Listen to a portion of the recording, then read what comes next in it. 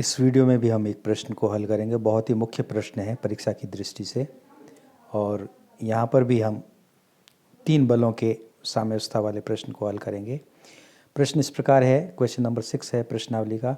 एक भारी एक समान छड़ के सिरों पर 2 रस्सियाँ बांधकर एक नियत बिंदु से लटकाई गई है। यदि रस्सियों और छड़ की लंबाइयों में 2:3:4 का अनुपात हो तो सिद्ध करो कि रस्सियों में तनाव और छड़ 2:3:√10 अनुपात में होगी। मीन्स यहाँ पर हमें रस्सियों में तनाव और छड़ के भार का अनुपात ज्ञात करना है। तो इस तरह से चित्र बना देंगे हम। तो यहाँ पर AB छड़ है और रस्सियाँ यहाँ पर AO और OB रस्सियाँ हैं, और यहाँ पर छड़ की लंबाई और रस्सियों की लंबाई में अनुपात दे रखा है 2:3:4। तो माना कि AO रस्सी की लंबाई 2x है और OB रस्सी की लंबाई 3x है, और यहाँ AB की लंबाई यहाँ 4x है। तो अब चित्रानुसार हम देख रहे हैं कि T और T' OA और OB रस्सियों में तनाव है, और तीसरा जो बल लग रहा है छड़ पर वो है W। और अपन देख रहे हैं कि जब T और T' बिंदु O पर मिल गए हैं तो 3 बलों के साम्यावस्थानुसार जो W जिस ऊर्ध्वाधर के अनुदिश लगेगा वो भी O में से गुजरेगा, और इस तरह से निश्चित रूप से G में से जाता हुआ ऊर्ध्वाधर यहाँ O में से गुजरेगा, और G निश्चित रूप से AB का मध्य बिंदु है। और यहाँ हम देख रहे हैं कि AB का मध्य बिंदु G है, तो फिर AG बराबर GB बराबर 2x लिया जा सकता है। हमें अब यहाँ पर तनावों और भार में अनुपात सिद्ध करना है, जो कि होगा 2:3:√10 का। तो अब यहाँ हम एक ज्यामितीय थ्योरम का उपयोग करेंगे, और वो ज्यामितीय थ्योरम इस तरह से है कि यदि हमारे पास एक त्रिभुज है जिसका एक मध्य बिंदु हमें मालूम है, तो हम यहाँ उसके भुजाओं और तीसरी भुजा की आधी भुजा और एक विकर्ण या एक शीर्ष से उस बिंदु की लंबाई की दूरियों में हम एक सूत्र या कह दीजिए एक कथन जानते हैं जिसका उपयोग करेंगे। तो देखिए, यहाँ त्रिभुज के गुणधर्मानुसार हम ये निश्चित रूप से लिख सकते हैं OA² + OB² = 2 OG² + GB²। तो OA एक भुजा होगी, OB दूसरी भुजा होगी, और 2 OG यहाँ पर O से G तक की दूरी है, और GB तीसरी भुजा की आधी लंबाई है। तो अब यहाँ मान रखने पर देखिए, OA की जगह पर 2x लिख देंगे, OB की जगह पर 3x लिख लेंगे, 2 OG हमें प्राप्त करनी है, और GB यहाँ पर 2x लिख लेंगे, उसका होल स्क्वायर आ जाएगा। अब सारे ब्रैकेट खोलने पर यहाँ 4x² + 9x² = 2 OG² + 2 × 2x का होल स्क्वायर। अब 2 OG² का मान हम कैलकुलेट जब करेंगे तो 13x² - 8x², इसका मतलब 2 OG² यहाँ पर 5x² के रूप में प्राप्त हो जाएगा। अब इसको हमने 2 से जब गुणा करेंगे दोनों पक्षों पर इस समीकरण को, तो देखिए 4 OG² = 10x² हो जाएगा।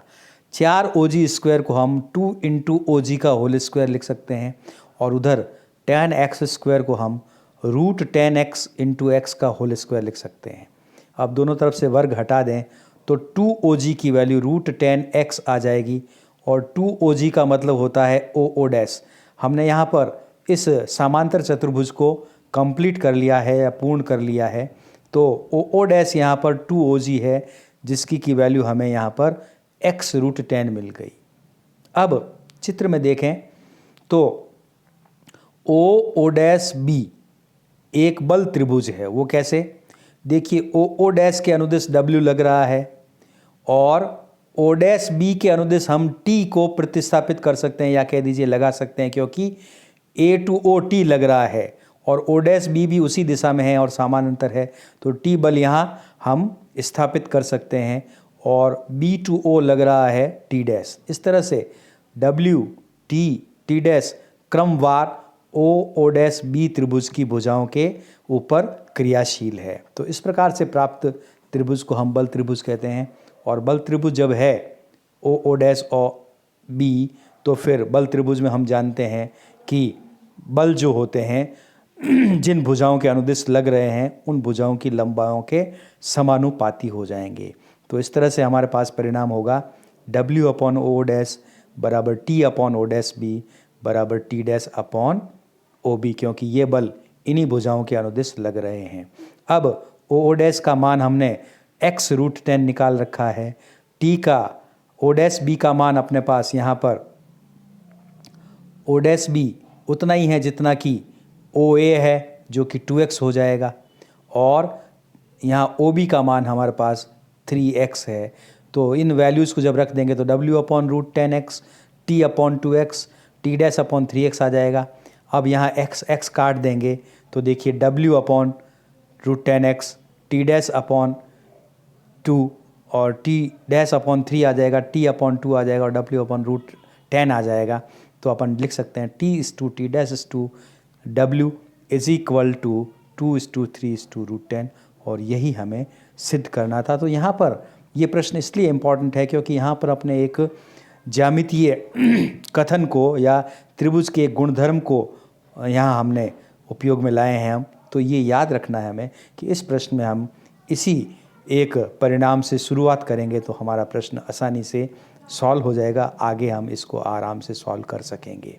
और तो मैंने यही बात कही है कि यहाँ ज्यामिति के गुणधर्मों का भी हम बखूबी यहाँ उपयोग करेंगे और उनका उपयोग करते हुए और हम प्रश्न को हल करेंगे, क्योंकि यहाँ पर हमारे पास हर प्रश्न में ज्यामितीय एक व्यवस्था ज़रूर उपस्थित होगी जो कि हम दिए गए प्रश्न में दी गई सूचनाओं के अनुसार स्थिति विज्ञान के गुणधर्मों का उपयोग करते हुए और साम्यवस्था को ध्यान में रखते हुए हम चित्र को यहाँ एक सही चित्र के रूप में बनाएंगे। और चित्र भी ऐसा होना चाहिए कि हमें जो हम यहाँ पर लिख रहे हैं, जैसे कोण यहाँ 90 डिग्री हम लिख रहे हैं तो वो 90 डिग्री दिखाई भी दे तो हमें कन्फ्यूज़न कम होगा और हम आराम से प्रश्न को हल कर सकेंगे।